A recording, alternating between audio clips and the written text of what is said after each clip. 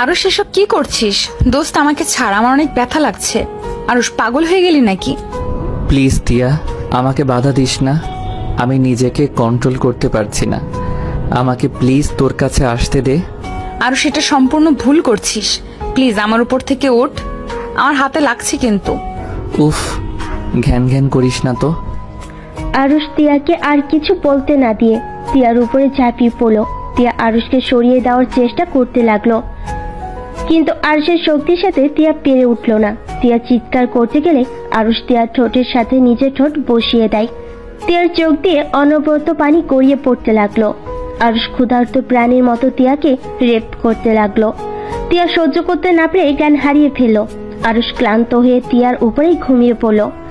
সকালে টিয়ার জ্ঞান ফেলে আরুষকে লাঠি দিয়ে নিজের উপর থেকে ফেলে দিয়ে কান্না করতে লাগলো। আরুষ খাট থেকে পড়ে গিয়ে ব্যথায় ঘুম ভেঙে গেল। আরুষ টিয়ার দিকে ঘুমন্ত চোখে তাকিয়ে বলল, কিরে টিয়া, কান্না করছিস কেন? আর আমাকে এভাবে লাথি মেরে ফেলে দিলি কেন? কুত্তা বিড়াল আমার সর্বনাশ করে এখন সাধু সাজা হচ্ছে। কুত্তা, তুই আমার সাথে এমন কাজ কিভাবে করতে পারলি? তুই আমার বেস্টু হয়ে আমাকে জোর করে ধর্ষণ করতে পারলি? চুপ। আরুষ টিয়ার কথা শুনে চমকে গেল। আরুষ টিয়াকে বলল, দোস্ত, এইগুলো কি বলস? আমি তোর সাথে এমন কাজ করতে পারি না। টিয়া রেগে আরুষের দিকে বালিশ ছুঁড়ে মারল। আরুষ চাদরের রক্ত দেখে মাথা যেন কাজ করা বন্ধ করে দিয়েছে। আরুষ ফ্লোর থেকে উঠে টিয়ার হাত ধরে বলল, দোস্ত, আমাকে ক্ষমা করে দে। আমি নেশার ঘরে কি করে ফেলছি আমি নিজেও জানি না। প্লিজ আমাকে ক্ষমা করে দে।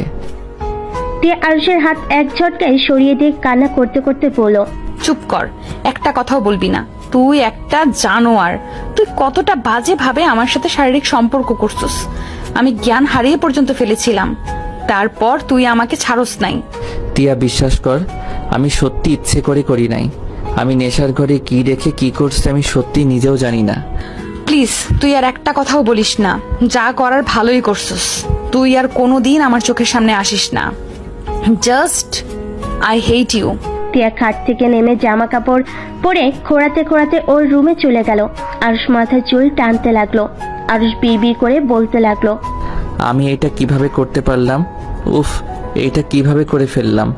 ওই আসতে চাইছিল না, আমি জোর করে নিয়ে এসেছি, আর শেষে কিনা আমি নিজেই ওকে রেপ করলাম। আরুষ কথাগুলো ভাবতে লাগলো। আর এইদিকে টিয়ার রুমে গিয়ে শাওয়ার ছেড়ে দিয়ে কান্না করতে লাগলো। আর এইদিকে আরুষ নিজের উপরেই নিজের রাগ হতে লাগলো। আরুষ ওয়াশরুমে গিয়ে গোসল করে নিল।